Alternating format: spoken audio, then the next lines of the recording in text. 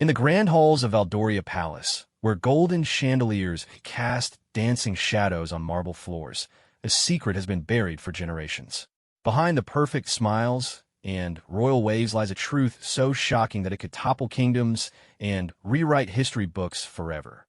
Princess Isabella of Valdoria has always been the picture of grace and nobility, beloved by her people and admired across nations. But when palace guards rush frantically through the corridors calling for the royal physicians, and when drops of crimson appear where they shouldn't, the carefully constructed world of the monarchy begins to crumble.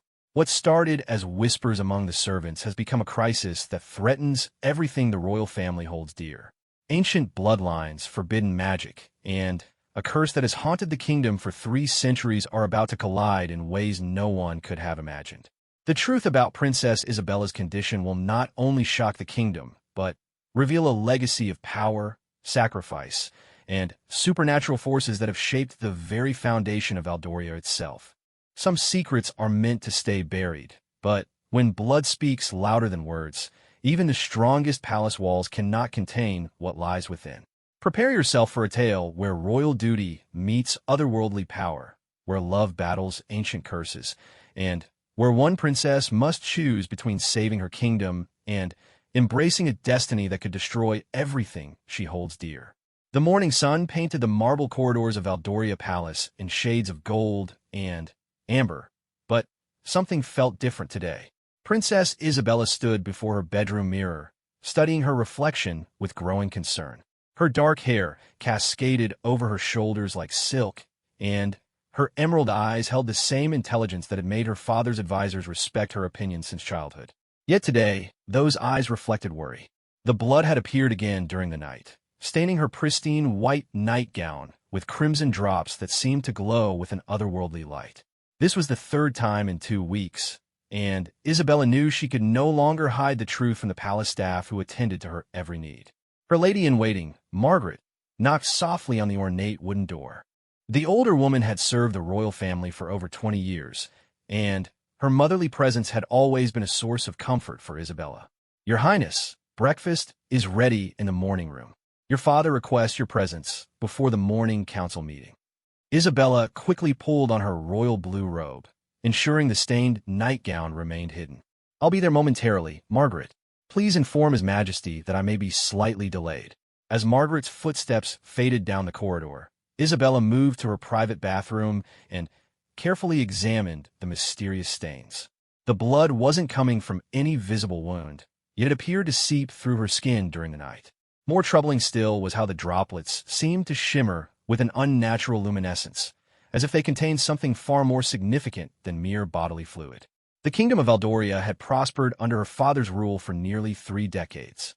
King Alexander was known throughout the neighboring realms for his wisdom, justice, and the mysterious prosperity that seemed to bless his lands.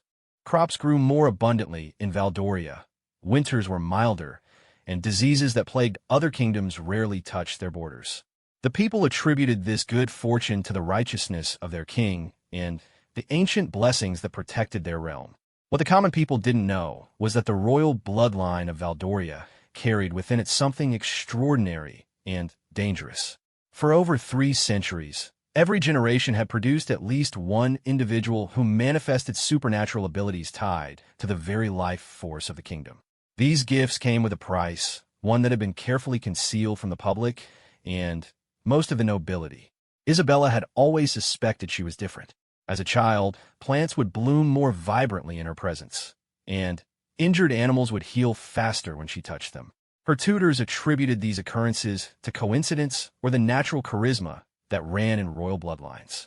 However, as she matured, the signs became impossible to ignore. During her 16th birthday celebration, a terrible storm had threatened to destroy the harvest festival.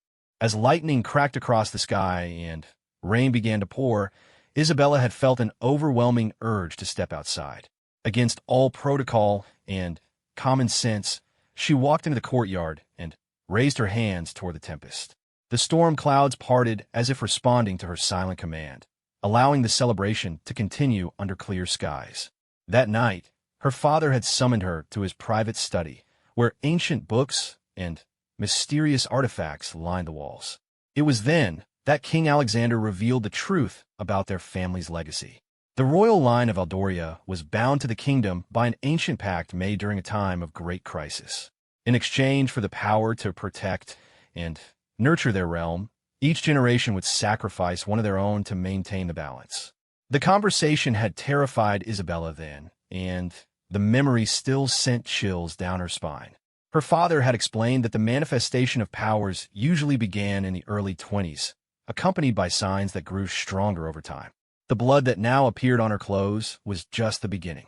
Isabella cleaned herself carefully and dressed in a flowing green gown that complemented her eyes. She chose a high-neck design to hide any potential stains that might appear during the day. As she prepared to leave her chambers, she caught sight of an old family portrait hanging on the wall. The painting depicted her great-grandmother, Princess Celeste, who had died mysteriously at the age of 25. Official records stated she had succumbed to a rare illness, but Isabella now understood the truth behind those carefully worded announcements. The walk to the morning room took her through the gallery of ancestors, where portraits of previous generations watched from their ornate frames. Many of the faces bore a striking resemblance to Isabella, sharing the same dark hair and emerald eyes that seemed to run in the family line. More importantly, she noticed that several of the paintings depicted individuals who had died young, all under mysterious circumstances that official histories attributed to various illnesses or accidents. The morning room overlooked the palace gardens, where gardeners tended to flowers that bloomed with unusual vibrancy. Isabella paused at the large windows, watching as butterflies danced among roses that should not have been flowering in the current season. The sight both amazed and troubled her, as she recognized her own influence in the supernatural vitality of the palace grounds. King Alexander sat at the head of the polished wooden table, reviewing documents with the practiced efficiency of a ruler who had governed for decades. His graying beard and weathered hands spoke of years of responsibility, but his eyes still held the sharp intelligence that had made him such an effective monarch. When Isabella entered, he looked up with the combination of paternal love and kingly concern that had defined their relationship since childhood. "Good morning, father," Isabella said, taking her customary seat at his right hand. The formal address was required during official hours, even in private family settings. "Isabella, you look pale this morning. Are you feeling well?" The king's question carried layers of meaning that only the two of them understood. Before she could respond, the peaceful atmosphere was shattered by the sound of running footsteps in the corridor outside. The heavy doors burst open, and Captain Marcus of the Royal Guard stumbled into the room, his usually immaculate uniform disheveled, and his face flushed with exertion. "Your Majesty, forgive the intrusion, but we need the royal physicians immediately." Marcus's voice cracked with urgency as he struggled to catch his breath.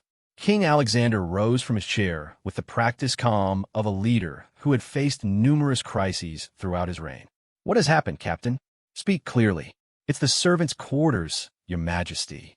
Young Thomas, the stable boy, was found unconscious this morning. But that's not the strangest part. Marcus glanced nervously at Isabella before continuing. "He's surrounded by blood, sir, but he has no injuries. The blood isn't his, and it's glowing, Your Majesty. Actually glowing like starlight." Isabella felt the blood drain from her face as her worst fears began to materialize. The manifestation was spreading beyond her own body, affecting those around her. This was the acceleration phase her father had warned her about, the point at which the ancient magic would begin to demand its price. King Alexander's expression remained carefully neutral, but Isabella caught the flash of recognition in his eyes. He had been expecting this day, preparing for it, dreading it. "Captain, seal off the servants' quarters immediately. Allow no one to enter or leave without my direct permission. Summon Dr. Whitmore and tell him to bring his most trusted assistants. This matter requires absolute discretion." "Yes, Your Majesty." Captain Marcus bowed and hurried from the room, leaving father and daughter alone with the weight of ancient secrets pressing down upon them. "It's beginning, isn't it?" Isabella's voice was barely above a whisper. King Alexander moved to the window, gazing out at the gardens where his daughter's power had created an oasis of unnatural beauty. "Yes, my dear, the bloodline magic is awakening fully. What happened to Thomas is connected to you, though not through any fault of your own. Isabella joined her father at the window, watching as a rose bush burst into bloom despite the approaching winter. The blood that appears on my clothes each night, it's not just a symptom, is it? It's the kingdom's life force trying to channel through me. The ancient pact requires a willing sacrifice from each generation to maintain the protective magic over our realm. Your great-grandmother understood this when her time came, as did others before her. The blood you're seeing is the physical manifestation of that life, energy building within you. The implications hit Isabella like a physical blow. You're saying that I'm meant to die for this kingdom? That my purpose is to become some kind of supernatural battery to keep Valdoria prosperous? King Alexander turned to face his daughter, his expression filled with the pain of a father who loved his child but carried the burden of crown and country. There may be another way. The ancient texts speak of alternatives, though they come with their own risks. We have some time to explore options, but we must be careful. The magic is already affecting those around you, and it will only grow stronger. A commotion outside drew their attention back to the window. Palace guards were escorting a group of servants away from the affected quarters, while others cordoned off the area with ceremonial ropes. Dr. Whitmore, the royal physician, arrived with his medical bag and a team of assistants, all wearing expressions of professional concern mixed with confusion. I need to see what's happening, Isabella said, moving toward the door. Absolutely not. King Alexander's voice carried the authority of a monarch accustomed to being obeyed. You cannot be seen near the affected area. If the magic is indeed connecting you to these events, your presence could make things worse. Isabella paused with her hand on the door handle. Father, if my power is causing this, then I need to understand it. Hiding in the palace won't make it go away. The king considered his daughter's words, recognizing the determination that had always marked her character. Very well, but you will observe from a distance and follow my instructions precisely. We cannot afford to have the court or the people discover the truth before we've found solution. Together, they made their way through the palace corridors toward the servants' quarters. As they walked, Isabella noticed other signs of her growing influence. Portraits seemed more vivid, flowers and decorative vases appeared fresher, and even the air itself felt charged with an energy that hadn't been present before. The scene at the servants' quarters was unlike anything Isabella had ever witnessed. Young Thomas lay unconscious on his simple bed, surrounded by pools of luminescent blood that seemed to pulse with their own heartbeat. The blood formed intricate patterns on the floor, resembling the ancient symbols Isabella had seen in her father's private books about their family's magical heritage. Dr. Whitmore looked up from his examination with her expression of complete bewilderment. Your Majesty, I've never seen anything like this. The boy appears to be in perfect health, yet he remains unconscious. The blood doesn't match his type, and I have no medical explanation for the luminescence. King Alexander nodded gravely.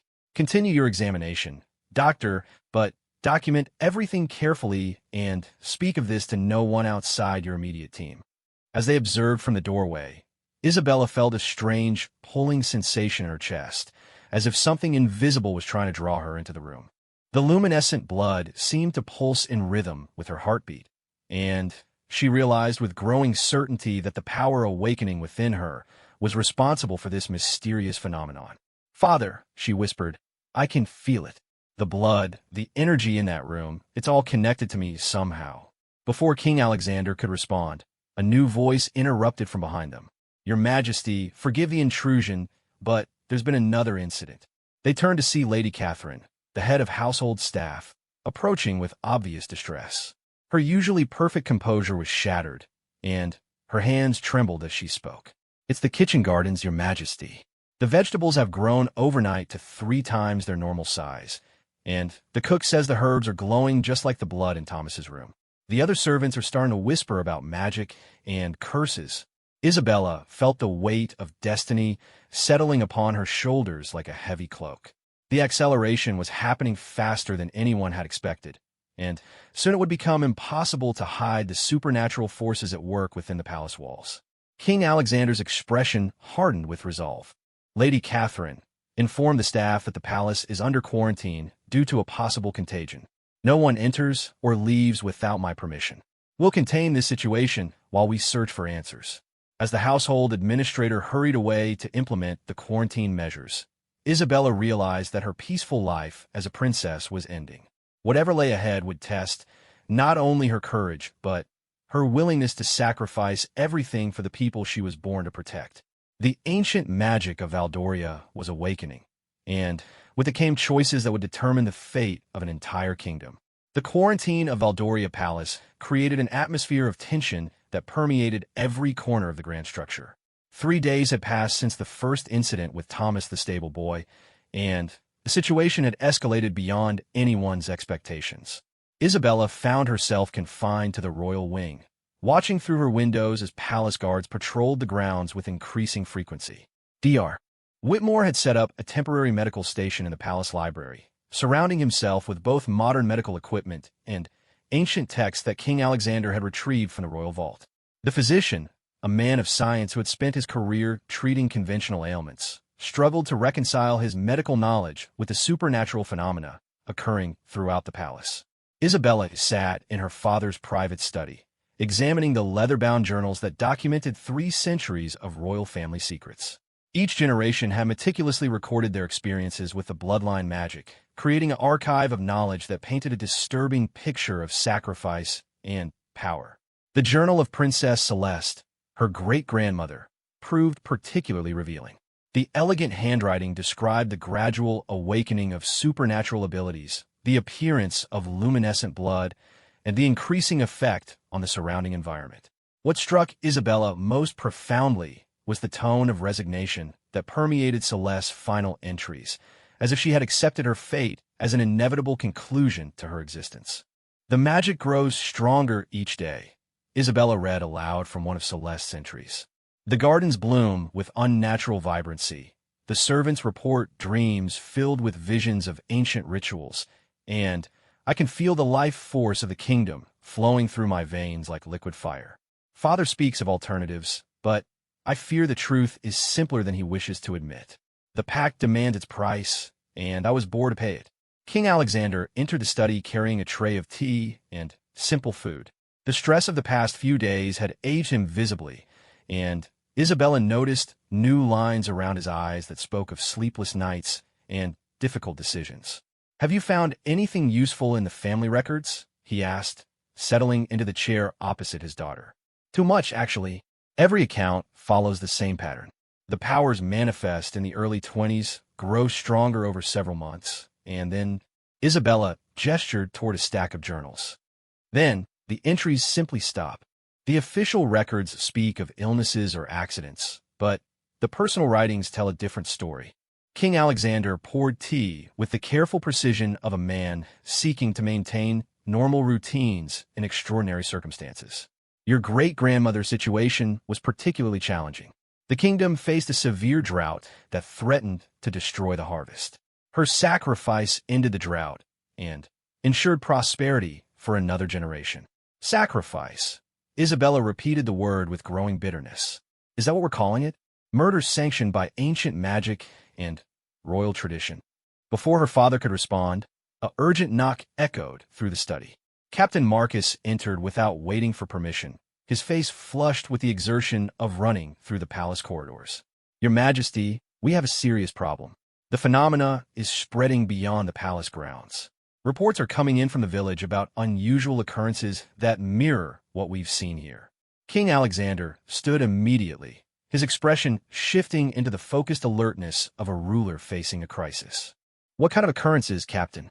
"Livestock giving birth to offspring that glow with inner light, crops growing to enormous sizes overnight, and several villagers reporting dreams about a princess with blood on her hands who speaks of ancient bargains." Marcus paused, clearly uncomfortable with delivering such strange news. "The village priest is claiming that divine intervention is at work, but others whisper of witchcraft and curses." Isabella felt her heart sink as she realized the implications.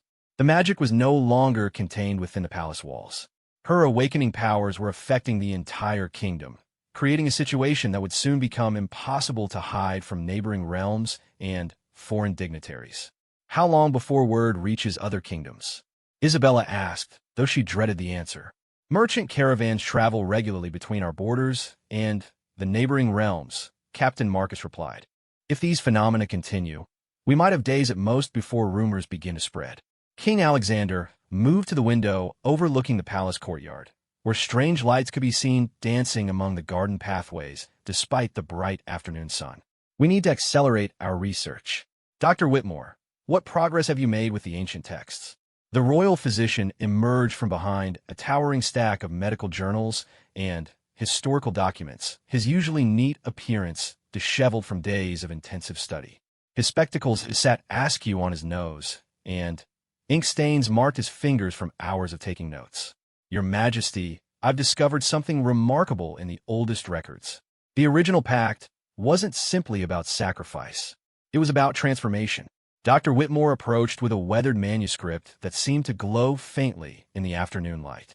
According to these texts, the chosen member of each generation wasn't meant to die, but to become something else entirely. Isabella leaned forward with interest, hope flickering in her chest for the first time since the crisis began. What kind of transformation? The ancient magic was designed to create a bridge between the human realm and the natural forces that govern life and death. The chosen individual would transcend normal human limitations and become a guardian spirit for the kingdom. Dr. Whitmore adjusted his spectacles as he read from the manuscript. However, the process requires the willing participation of the chosen one and the performance of specific rituals during the peak of the magical awakening. King Alexander frowned thoughtfully. Why then have previous generations spoken of death and sacrifice? Surely they had access to the same information. That's where the story becomes troubling, Your Majesty. Sometime during the reign of King Ferdinand II, approximately 150 years ago, the complete ritual was deliberately suppressed. The record suggests that Ferdinand's daughter, Princess Marina, was meant to undergo the transformation, but she refused and attempted to flee the kingdom. Isabella remembered Princess Marina from the family portraits. The young woman had been beautiful and vibrant, with the same dark hair and emerald eyes that marked the magical bloodline.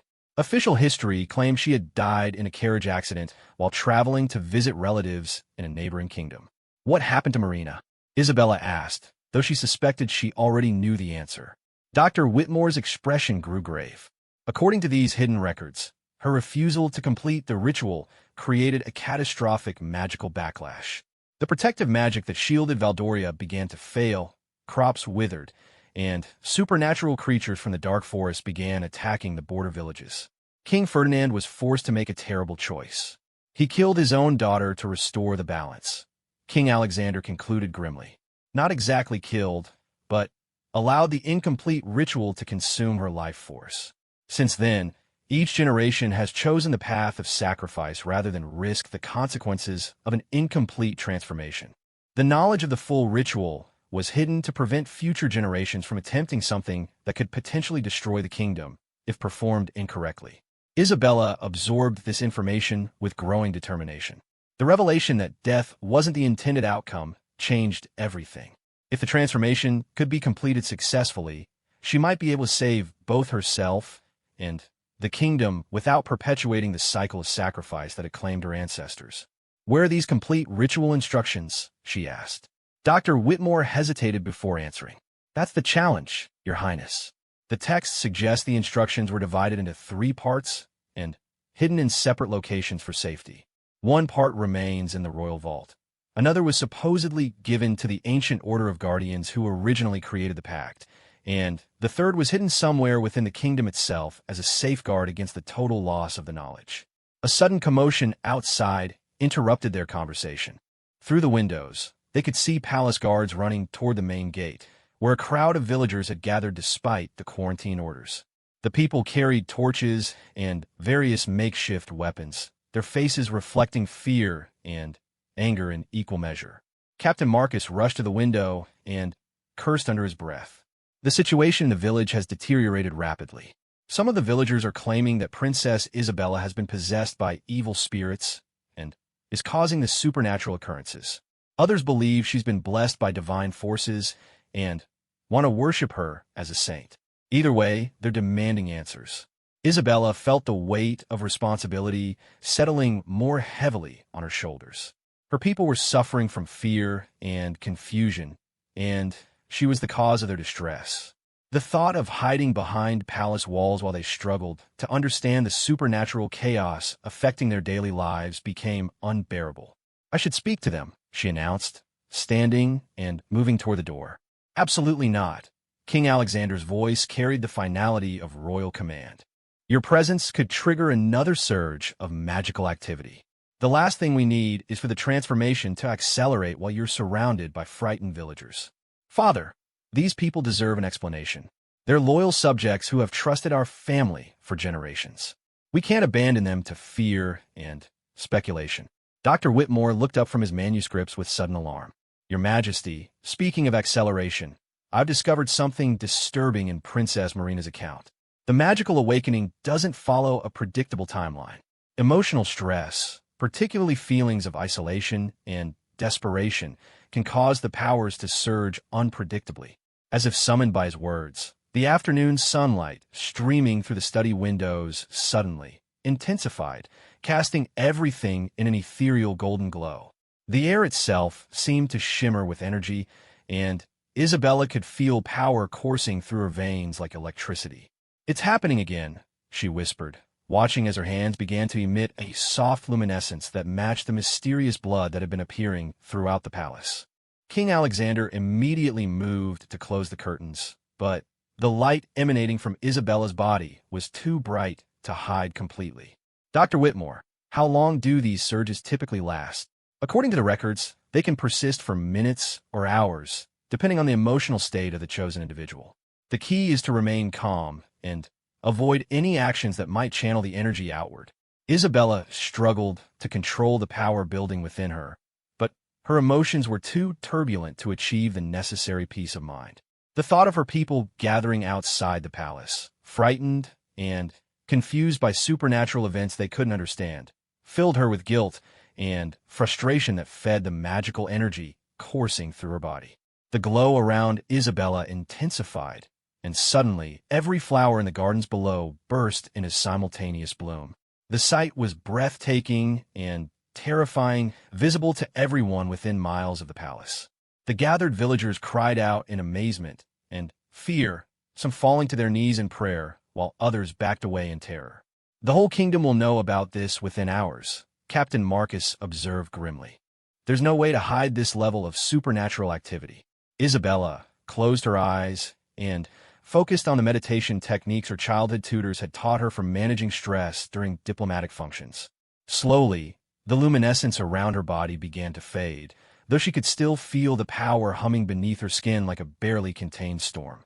"We need to find those ritual instructions immediately," she announced with newfound resolve.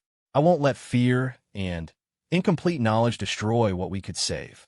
If the transformation is possible, then that's the path we must pursue." King Alexander studied his daughter's face, recognizing the determined expression that had appeared whenever she set her mind to a difficult goal. "The dangers are considerable, Isabella. If the ritual fails or is performed incorrectly, the consequences could be far worse than simple death.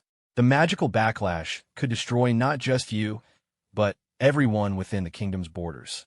And if we do nothing, the awakening will continue to accelerate until I lose all control of these powers. At least attempting the transformation offers hope for a different outcome." Dr. Whitmore cleared his throat diplomatically. "Your Majesty, there is one other factor to consider. The texts suggest that the transformation ritual requires assistance from someone who shares the magical bloodline, but hasn't been chosen for the transformation. Historically, this role was filled by siblings or close relatives who carried the genetic markers for the supernatural abilities." Isabella looked at her father with growing realization. "You have the bloodline markers, don't you? That's why you've always understood the family secrets so completely." King Alexander nodded slowly. "Every member of our family carries some level of magical sensitivity, but only one in each generation manifests the full powers. I have enough sensitivity to assist with the ritual, but not enough to be chosen for the transformation myself. Then we have what we need to attempt the complete ritual, assuming we can locate the missing instructions." The sound of approaching hoofbeats drew their attention back to the windows. A messenger on horseback was galloping toward the palace, his uniform marking him as a member of the diplomatic corps that maintained communication between kingdoms. Captain Marcus left to intercept the messenger, returning minutes later with a sealed letter bearing the royal crest of the neighboring kingdom of Thornwick. King Alexander opened the letter with practiced efficiency, his expression growing increasingly concerned as he read. King Edward of Thornwick has received reports of supernatural phenomena occurring near our borders. He's requesting an immediate audience to discuss what he terms unusual magical activities that may threaten regional stability. King Alexander set down the letter with a heavy sigh. We have perhaps 2 days before diplomatic protocol requires me to provide explanations I cannot give. Isabella realized that time was running out faster than anyone had anticipated. The awakening of her powers had set in motion a chain of events that would soon spiral beyond their ability to control.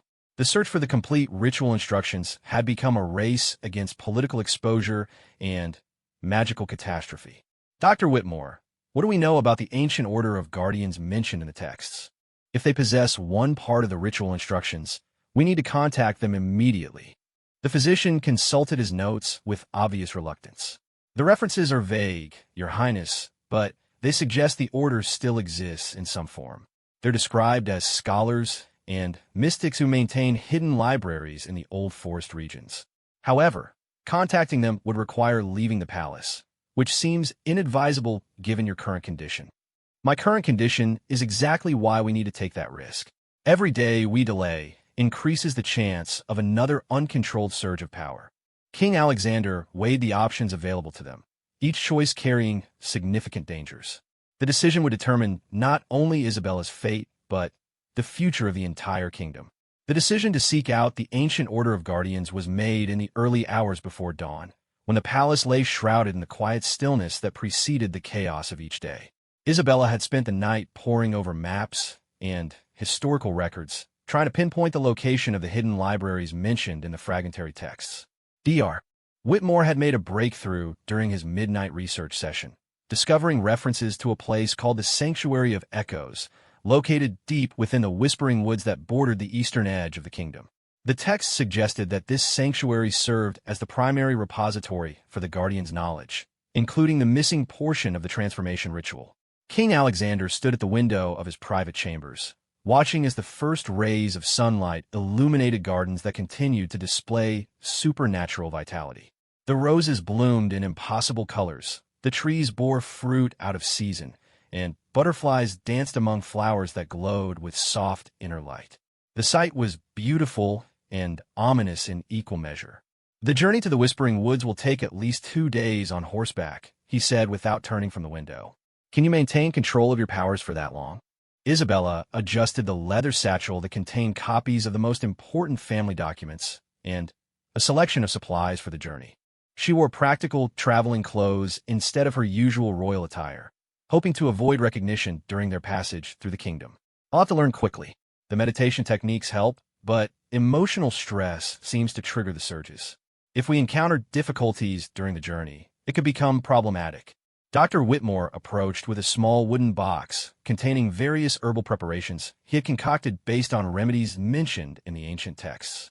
I've prepared some compounds that may help stabilize the magical energy. They won't stop the awakening process, but they might provide some measure of control during critical moments. Have you had any success reaching the order through conventional means? Isabella asked, referring to the messages that had been sent through trusted intermediaries during the previous day. Nothing yet, Your Highness. The Guardians maintain their secrecy carefully, and it appears they don't respond to direct communication from outside their organization. Our best chance is to locate the sanctuary and approach them in person. Captain Marcus entered the chamber with news that would complicate their departure plans.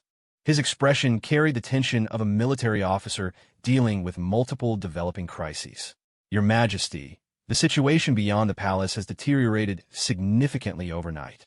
Several villages are reporting supernatural phenomena, and rumors are spreading faster than we can contain them. More concerning still, a delegation from the Temple of Sacred Light has arrived at our borders, claiming they've been sent to investigate reports of demonic activity. King Alexander cursed under his breath. The Temple of Sacred Light represented the orthodox religious authority that governs spiritual matters across multiple kingdoms. Their involvement would transform what had been a private family crisis into an international religious and political incident. "How much time do we have before they arrive at the palace?" Isabella asked. "Perhaps 6 hours, Your Highness. They're currently in the village, gathering testimony from the affected residents. Based on the reports we're receiving, some of the villagers are describing events that clearly implicate supernatural forces centered on the royal family." The timeline had compressed dramatically. What had been planned as a careful expedition to seek ancient knowledge had become a desperate flight to avoid religious persecution and political catastrophe. "We leave immediately," King Alexander announced. "Captain, prepare 3 horses and select 2 guards who can be trusted with absolute discretion. We'll travel as merchants seeking to establish trade relations with the forest communities." "Father, bringing guards will only make us more conspicuous. This journey requires secrecy above all else." King Alexander considered his daughter's argument, recognizing the wisdom in her words despite his paternal instincts to ensure her protection. "Very well, but I'll carry weapons, and we'll travel routes that avoid the main roads. Dr. Whitmore, you'll remain here and continue researching. If we fail to return, or if the situation becomes untenable, you're authorized to reveal whatever information is necessary to protect the innocent people of this kingdom." The physician nodded solemnly, understanding the weight of responsibility being placed upon him. "I'll maintain the pretense that you're both confined to the royal quarters due to illness. That should buy you at least a day before anyone realizes you've left the palace." Isabella embraced the elderly man who had been like a grandfather to her throughout her childhood. "Thank you for everything you've done. If we succeed in finding the complete ritual, you'll be remembered as the one who made it possible." The departure from Valdoria Palace occurred through the servants' entrance, where a hidden passage led to the stables without crossing the main courtyards. King Alexander had used this route during his youth when seeking adventures beyond the confines of royal duty, but never under such desperate circumstances. The horses were saddled and ready, their breath forming small clouds in the cool morning air. Isabella mounted her mare with practiced ease, despite the emotional turmoil that threatened to trigger another surge of magical energy. She had chosen a sturdy animal known for calm temperament, hoping to minimize complications during the journey. As they rode through the narrow paths that led away from the palace, Isabella caught glimpses of her kingdom transformed by her awakening powers. Farmers working in the fields reported crop yields that exceeded anything in recorded history. Orchards bore fruit that glowed with inner light and tasted sweeter than anything previously experienced. However, these miraculous benefits came paired with strange side effects that frightened the rural population. Livestock bore offspring with unusual markings that resembled ancient symbols. Children reported dreams filled with visions of glowing princesses and supernatural ceremonies. Most disturbing of all, several villagers had begun manifesting minor magical abilities themselves, as if Isabella's awakening was triggering dormant supernatural sensitivities throughout the population. The implications were staggering. If the magical awakening continued to spread, it could fundamentally alter the nature of the kingdom itself. The transformation from a conventional realm to something that operated according to supernatural laws would inevitably attract attention from neighboring powers and religious authorities who viewed magic with suspicion or outright hostility. They rode in relative silence for the first few hours, following merchant trails that wound through farming communities and small trading posts. King Alexander had chosen their route carefully to avoid the main roads where they might encounter diplomatic messengers or religious investigators, but the detour added significant time to their journey. As the morning progressed toward midday, Isabella began to feel the familiar tingling sensation that preceded magical surges. The emotional stress of leaving her home and the uncertainty of their mission was building toward a level that threatened her carefully maintained control. "Father, we need to stop soon. I can feel the power building again." They found shelter in a small grove of oak trees that provided privacy from the nearby road. Isabella dismounted carefully and moved to the center of the grove, where she could practice the meditation techniques that helped manage the supernatural energy. King Alexander maintained watch while his daughter attempted to achieve the mental state necessary for controlling her powers. The sight of Isabella surrounded by trees that began to bloom out of season despite the approaching winter filled him with both pride and sorrow. She was magnificent in her supernatural transformation, but the burden she carried was more than any young woman should have to bear. The meditation session was interrupted by the sound of approaching riders. King Alexander quickly moved to Isabella's side, helping her to her feet as a group of travelers emerged from the forest path ahead.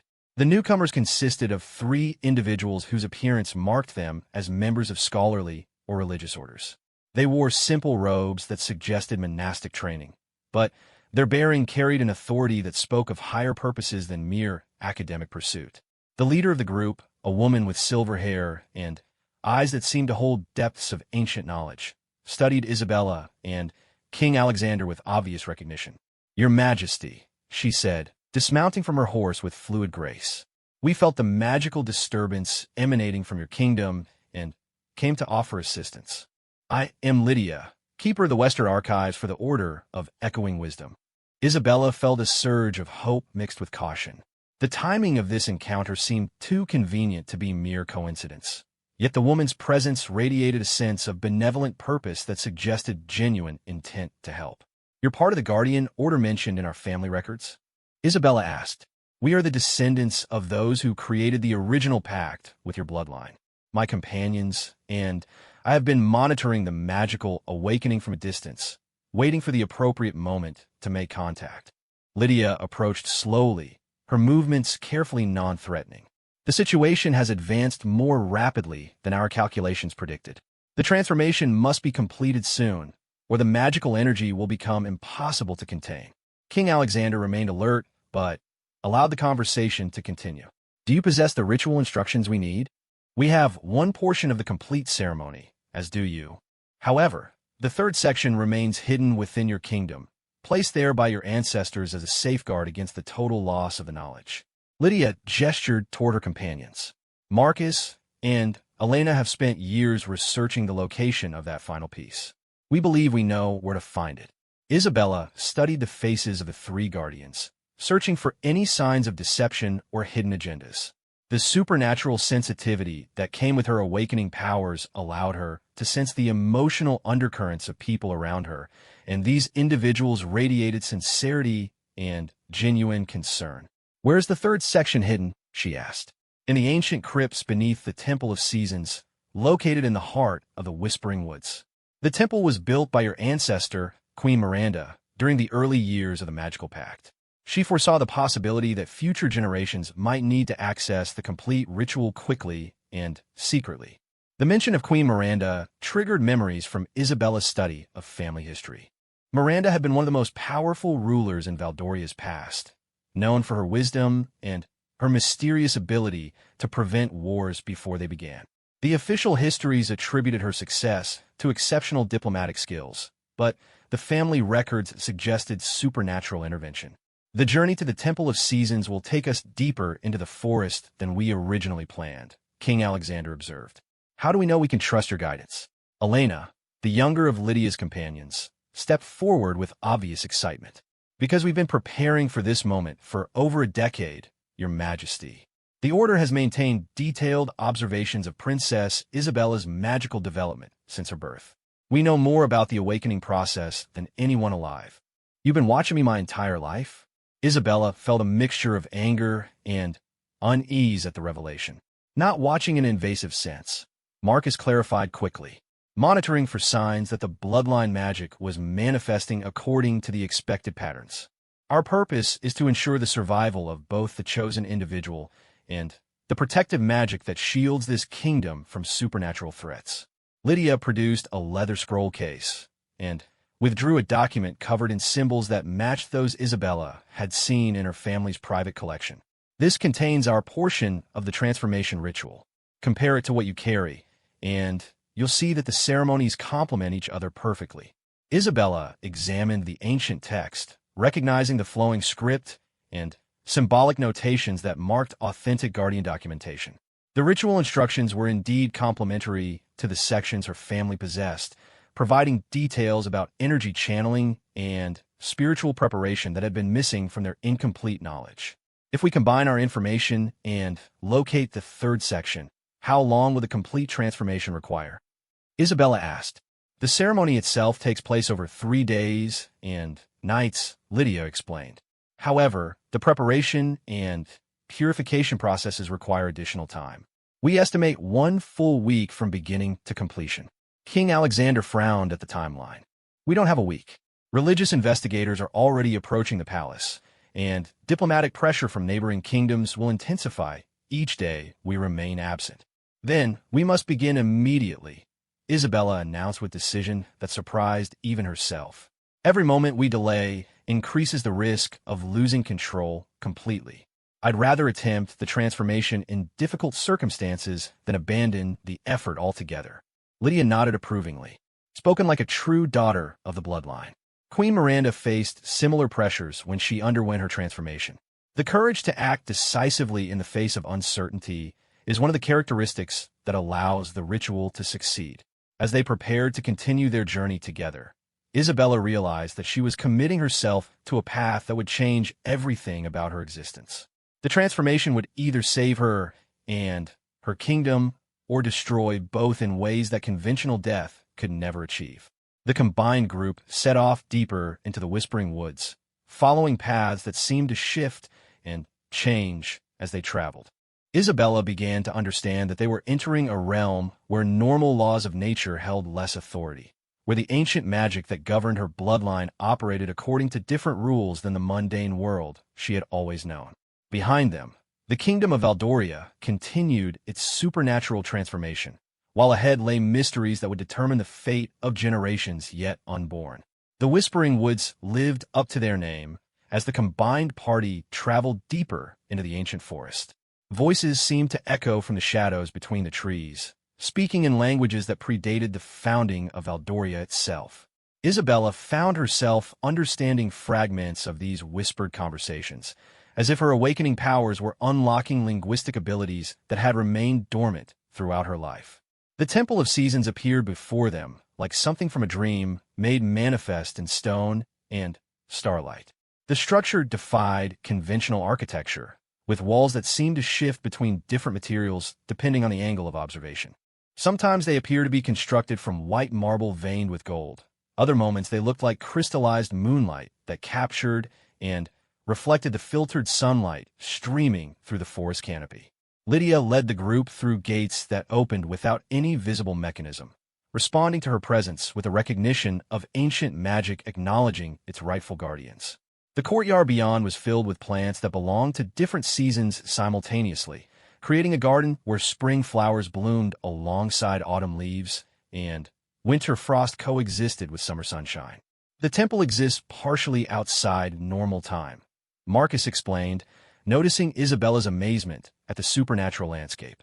The magic that built this place allows it to draw power from all seasons at once, creating a space where the transformation ritual can access the full spectrum of natural forces. King Alexander dismounted his horse with obvious unease. Despite his magical bloodline sensitivity, the overwhelming supernatural presence of the temple pushed against his consciousness like a physical force. How long has this place existed? Since the original pact was created 3 centuries ago, Elena replied. Queen Miranda designed it as a sanctuary where future generations could safely undergo the transformation without endangering the surrounding population. The magical containment fields prevent any uncontrolled energy releases from affecting the outside world. Isabella felt immediate relief as they passed through the temple's protective barriers. The constant pressure of managing her awakening powers suddenly eased, as if the magical environment was helping to stabilize the supernatural energy coursing through her body. The containment fields are already having an effect, she observed with wonder. I haven't felt this stable since the awakening began. Lydia smiled with satisfaction. The temple recognizes your bloodline and responds accordingly. You'll find that your powers are easier to control here, but also more accessible when needed for the ritual. The interior of the Temple of Seasons defied the laws of physics in ways that challenged even Isabella's expanding understanding of magical possibilities. Corridors seemed to extend infinitely in some directions, while forming impossible geometric loops in others. Rooms existed that were larger inside than the external structure could possibly contain, and staircases led to levels that couldn't exist based on the temple's apparent height. They were guided to a preparation chamber, where ancient tapestries depicted the transformation ceremonies of previous generations. Isabella studied the images with fascination and growing comprehension.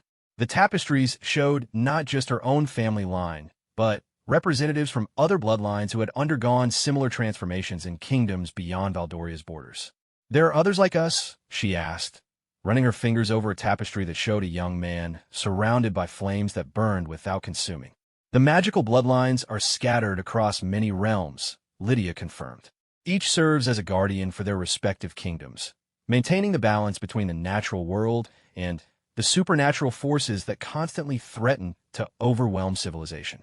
The transformation you're preparing to undergo will connect you to that network of guardians." Elena brought forth the temple's copy of the ritual instructions, completing the set of documents necessary for the full transformation ceremony. The three sections, when combined, formed a comprehensive guide that detailed not only the steps required for the ritual, but also the spiritual and philosophical understanding necessary to survive the process. "The transformation requires 3 phases, Marcus explained, spreading the complete instructions across a table carved from a single piece of obsidian.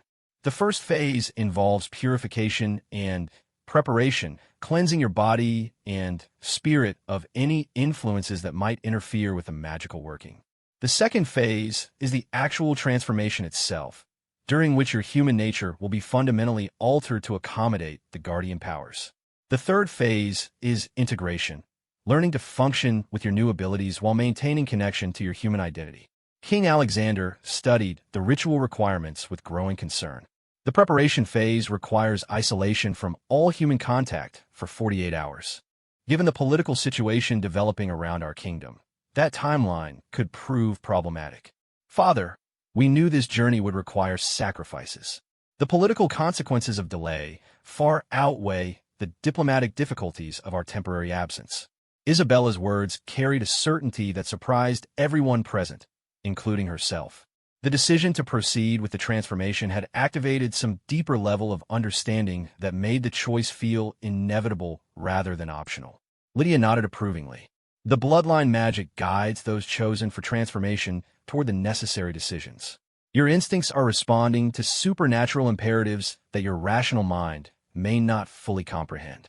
The preparation phase began immediately, with Isabella entering a special chamber designed to isolate her from external influences while allowing the awakening powers to reach their full potential. The chamber walls were inscribed with symbols that seemed to move and shift when observed directly, creating patterns that induced meditative states and enhanced magical sensitivity. King Alexander was given quarters in the temple's guest wing, where he could remain close enough to participate in the ritual when required while avoiding any interference with Isabella's preparation process. The separation was emotionally difficult for both father and daughter, but the ancient instructions emphasized that contamination from external emotional influences could prove fatal during the transformation. As Isabella settled into the preparation chamber, she began to experience visions that revealed the true history of her bloodline and the kingdom of Valdoria. The images appeared directly in her mind, carrying a clarity and emotional impact that made them feel more real than ordinary memories. She saw Queen Miranda standing in this same chamber 3 centuries ago, surrounded by advisors and guardians as she prepared to undergo the first transformation in their family line. The kingdom had been facing invasion from supernatural creatures that emerged from the deep forest during the long winter months, threatening to destroy human civilization in the region. Miranda had voluntarily accepted the magical pact that would transform her into a guardian capable of protecting her people, but the decision came with the understanding that she would no longer be entirely human. The transformation would grant her powerful supernatural abilities, but it would also fundamentally alter her nature in ways that would separate her from ordinary human society. The visions continued chronologically through the generations, showing Isabella how each of her ancestors had faced the choice between personal desires and duty to the kingdom. Some had embraced the transformation willingly, others had struggled against their destiny, but all had ultimately accepted the responsibility that came with their bloodline. Princess Celeste appeared in one of the most vivid visions, showing Isabella the true circumstances of her great-grandmother's death. Rather than dying from illness or accident, as the official records claimed, Celeste had attempted an incomplete transformation after political pressures prevented her from accessing the full ritual instructions. The partial ceremony had drained her life force without granting the guardian powers, resulting in her death while failing to maintain the kingdom's magical protection. The vision of Celeste's fate served as both warning and motivation.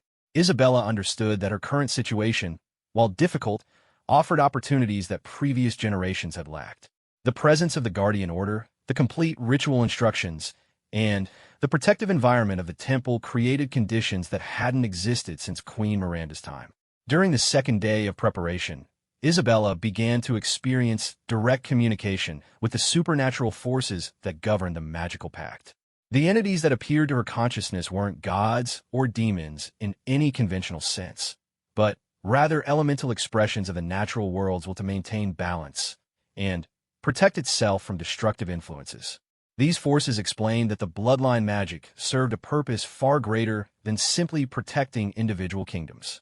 The Guardian Network formed a supernatural defense system that prevented malevolent entities from the darker realms from establishing permanent footholds in the human world. Isabella learned that her transformation would grant her the ability to sense supernatural threats from vast distances, to channel the life force of the kingdom itself in defense of her people, and to communicate with the other guardians across the network when coordinated responses were required. However, the powers came with corresponding limitations and responsibilities.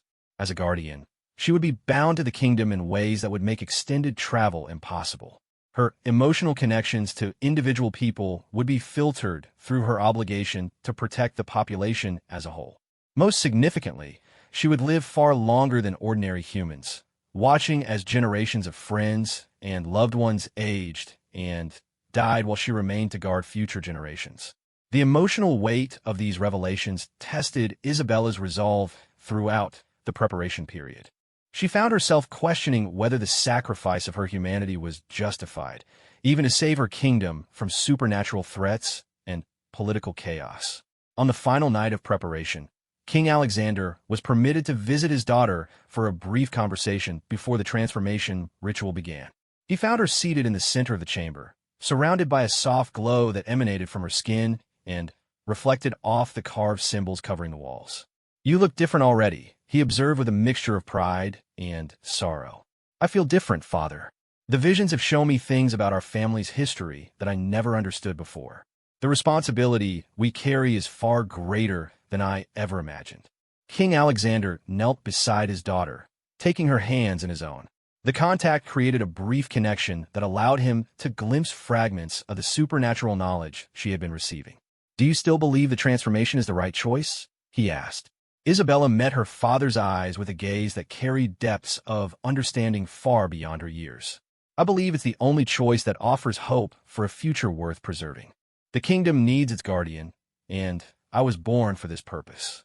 Their conversation was interrupted by the arrival of Lydia and her companions, who came to announce that the final phase of the ritual would begin with the sunrise. The transformation ceremony itself would require precise timing to align with the magical currents that flowed through the temple during specific hours. "Are you ready, Princess?" Lydia asked with gentle formality. Isabella stood and moved toward the chamber door, pausing for one final look at the room where she had spent the last days of her ordinary human existence. Tomorrow, she would emerge as something fundamentally different, carrying powers and responsibilities that would define the rest of her extraordinarily long life. "I'm ready," she announced, and her words resonated through the temple with the authority of ancient magic recognizing its chosen vessel. The transformation chamber at the heart of the Temple of Seasons existed in a state of controlled magical chaos that challenged every assumption Isabella had held about the nature of reality. The circular room pulsed with energies that seemed to breathe with a life of their own, while symbols carved into the floor glowed with light that shifted through every color of the spectrum, and several that had no names in human language. Isabella stood at the center of the ritual space, wearing simple white robes that had been blessed according to ancient traditions. The preparation period had changed her in ways that were already visible to those who knew what to look for. Her movements carried a grace that transcended ordinary human limitations, and her eyes held depths of knowledge that spoke of communion with forces beyond mortal comprehension. King Alexander waited at the edge of the chamber, his role in the ceremony limited but crucial. As the closest blood relative who possessed magical sensitivity without being chosen for transformation, his presence would provide an anchor point that would help Isabella maintain her human identity during the supernatural metamorphosis. Lydia, Marcus, and Elena positioned themselves at 3 points around the ritual circle, each carrying artifacts that had been passed down through generations of guardians. Their role was to channel the ancient powers safely while providing guidance and protection for Isabella during the most dangerous phases of the transformation. The ceremony will proceed in 7 stages, Lydia announced, her voice taking on the formal cadence used for ritual purposes. Each stage will test different aspects of your readiness to accept guardian responsibilities. The power will build gradually, allowing your body and spirit to adapt to changes that would otherwise prove fatal. Isabella nodded her understanding, feeling the supernatural energies in the chamber responding to her presence. The bloodline magic that had been building within her for weeks now resonated with the temple's ancient power sources, creating harmonics that vibrated through her bones and made her skin tingle with electric anticipation. The first stage began with an invocation that called upon the elemental forces that govern the natural world. As Lydia spoke the ancient words, the air in the chamber grew thick with power that manifested as visible auroras dancing between the carved pillars that supported the domed ceiling. Isabella felt the magic reaching into her consciousness, examining her motivations and testing her commitment to the guardian path. The scrutiny was more thorough than any evaluation she had ever experienced, probing aspects of her personality that she hadn't known existed. Memories surfaced unbidden as the magical examination continued. She saw herself as a child, instinctively healing injured animals and unconsciously encouraging plants to grow more vibrantly in her presence. She relived moments of decision throughout her life where she had chosen compassion over convenience, duty over personal desire, and truth over comfortable illusion. The elemental forces appeared to find her worthy, and the first stage concluded with a sensation of approval that felt like warm sunlight flooding through her entire being. The second stage involved the formal severing of her connection to ordinary human limitations. This proved more emotionally challenging than Isabella had anticipated, as the ritual required her to consciously release attachments to experiences and relationships that had defined her identity. She felt her connection to simple pleasures like favorite foods and comfortable sleeping arrangements dissolving as her physical needs transformed to accommodate supernatural existence. The loss of these mundane connections was surprisingly painful, representing the end of an innocence she hadn't realized she treasured. More difficult still was the alteration of her emotional responses to individual relationships. While she retained her love for her father and her care for specific people, these feelings were now filtered through an expanded consciousness that prioritized the welfare of the kingdom as a whole over personal attachments. King Alexander sensed his daughter's struggle and moved closer to the ritual circle, offering what comfort he could while respecting the boundaries established by the ceremony. His presence provided a stabilizing influence that helped Isabella maintain her sense of self while accepting the fundamental changes occurring within her. The third stage brought the awakening of her guardian powers in their full manifestation. Energy coursed through Isabella's body with an intensity that would have been unbearable before the preparation period. But her transformed physiology channeled the power safely while integrating it into her essential nature. She could suddenly perceive the life force of every living thing within miles of the temple, from the smallest insects to the ancient trees that formed the forest canopy. More remarkably, she could sense the emotional and spiritual conditions of her people back in the kingdom, feeling their fears and hopes as if they were extensions of her own consciousness. The supernatural threats that existed in the shadow realms beyond human perception became visible to her enhanced senses. She saw the dark entities that constantly probed the borders of her kingdom, seeking weaknesses in the magical defenses that protected her people from supernatural predation. Understanding flooded through Isabella as she realized the true scope of the dangers that guardians faced. The protection of human civilization required constant vigilance against threats that ordinary people could never comprehend, fought by individuals who could never fully share their burden with those they protected. The fourth stage tested Isabella's ability to wield her new powers constructively rather than destructively. Under Lydia's guidance, she learned to channel the kingdom's life force to accelerate healing, encourage growth, and strengthen the natural barriers that separated the human world from the darker realms. The exercises were exhausting in ways that transcended physical fatigue, drawing upon reserves of will and spiritual strength that Isabella had never known she possessed. She practiced shaping raw magical energy into protective barriers, healing emanations, and communication networks that could reach across vast distances. Marcus provided instruction in the combat applications of guardian powers, teaching Isabella how to defend against supernatural attacks without causing collateral damage to innocent bystanders. The techniques required precise control and split-second decision-making that could only be mastered through extensive practice. During the fifth stage, Isabella experienced direct contact with a network of guardians that protected kingdoms throughout the known world. The connection felt like joining a conversation that had been ongoing for centuries, with voices that carried the accumulated wisdom of dozens of transformed individuals. She met guardians who had protected their realms for longer than ordinary human lifespans, individuals who had witnessed the rise and fall of dynasties while maintaining their eternal vigilance. Their experiences provided perspective on the long-term consequences of guardian duties and the methods for preserving sanity during extended periods of supernatural responsibility. Some guardians had found ways to maintain meaningful relationships with successive generations of normal humans, creating surrogate family connections that helped preserve their emotional stability. Others had chosen greater isolation, focusing entirely on their protective duties while accepting the loneliness that came with their transformed nature.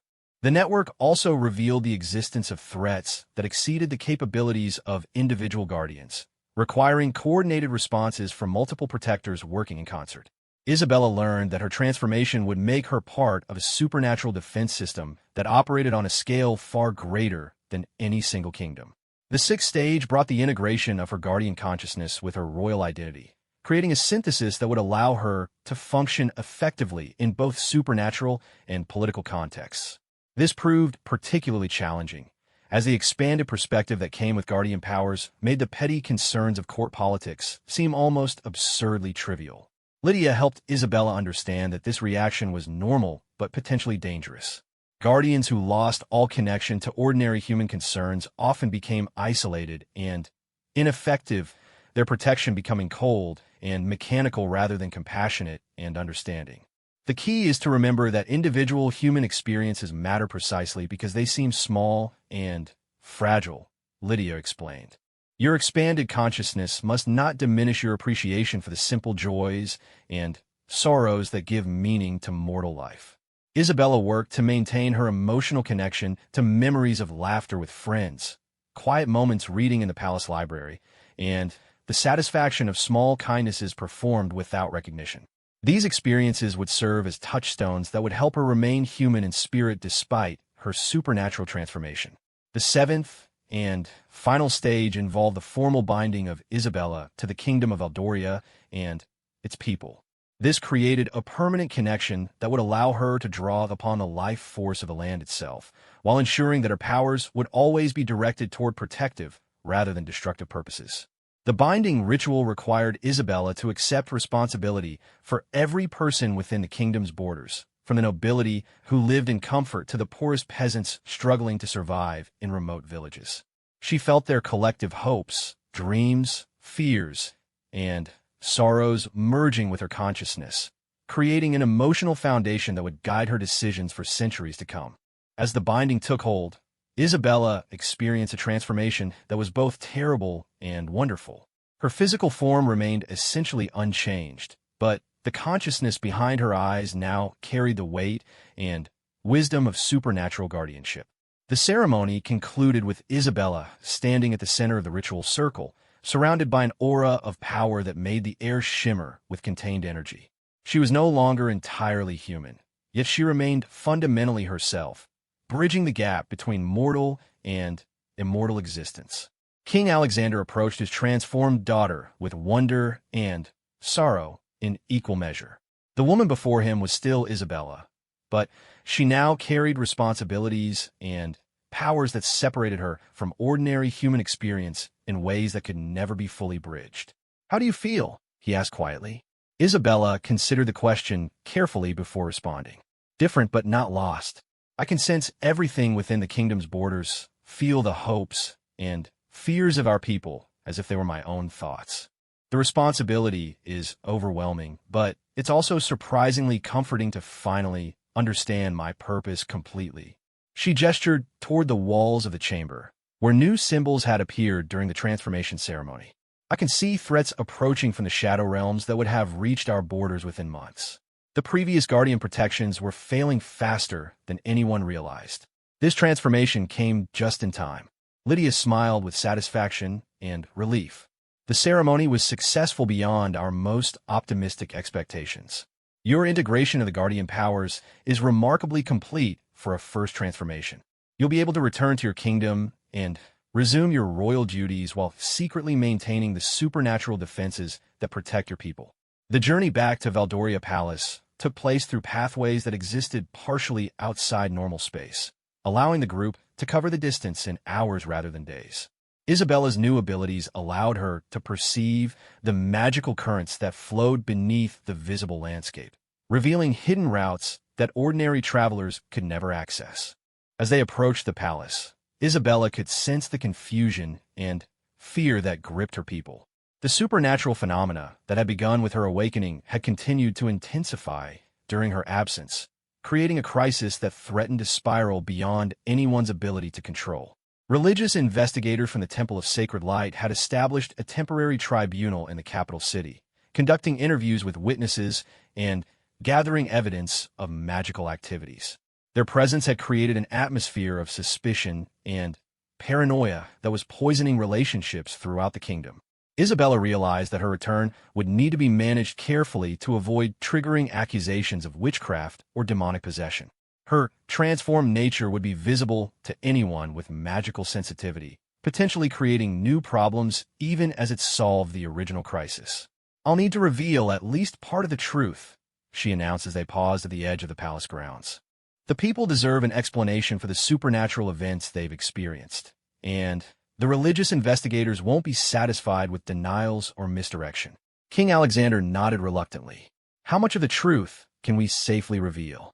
Isabella considered the question while extending her enhanced senses throughout the palace complex. She could perceive the emotional states of everyone within the walls, from nervous servants to ambitious courtiers to confused religious officials. "I'll present myself as having been chosen by divine forces to serve as a protector for the kingdom. It's close enough to the truth to satisfy most questions while avoiding the more dangerous implications of the Guardian Network and the ancient pacts." The return to palace life as a transformed guardian would require Isabella to master the art of hiding extraordinary abilities behind a facade of conventional royalty. The challenge would test every aspect of her new nature while determining whether the ancient magic could successfully adapt to the political realities of the modern world. As Isabella prepared to reclaim her public identity, she carried within herself the accumulated wisdom of centuries and the power to protect her people from threats they would never see. The girl who had once worried about mysterious bloodstains on her nightgown had become something far greater and far more complex, a bridge between the mortal and immortal worlds who would guard the kingdom of Valdoria for generations yet to come.